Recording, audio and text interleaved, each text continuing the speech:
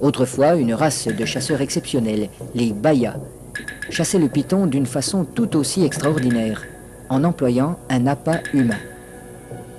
Il arrive que les hommes de Mbao aient eux aussi recours à cette technique.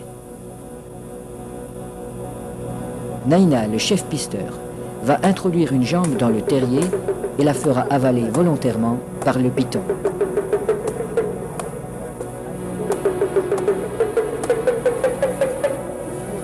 Il est indispensable de posséder le remède qui a été fourni par le sorcier.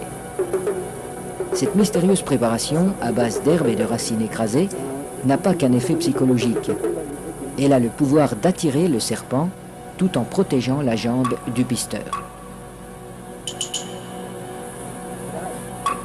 Le remède agit encore comme un lubrifiant. En imprégnant un tissu qui entoure la jambe, il facilite sa pénétration dans la gueule du reptile.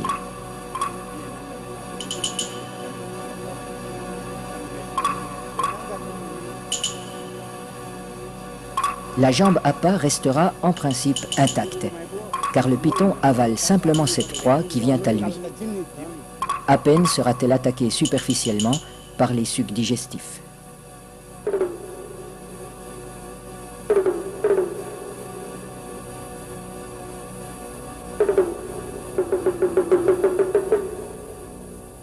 Cette chasse n'est pas sans risque. Un python particulièrement puissant pourrait entraîner l'homme dans son repère. La jambe restée à l'extérieur limite ce danger, mais le pisteur court le risque d'être désarticulé.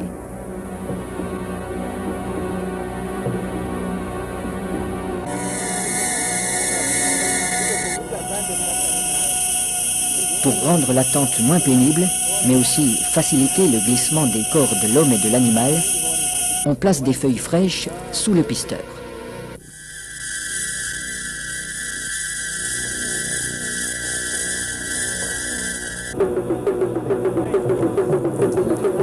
Sa jambe est déjà avalée au-delà du genou quand il commande qu'on le tire en arrière.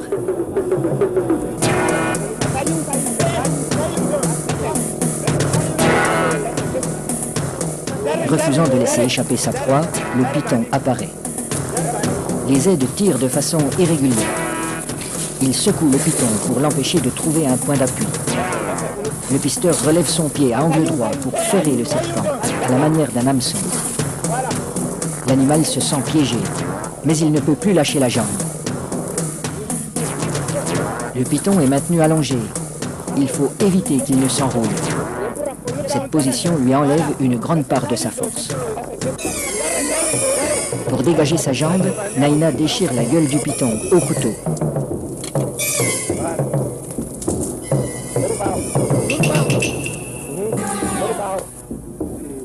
Puis, il lui tranche la tête. Les autres pisteurs relâchent progressivement le serpent. Dans un premier temps, le corps décapité reste inerte. Puis apparaissent des ondulations nerveuses de plus en plus puissantes.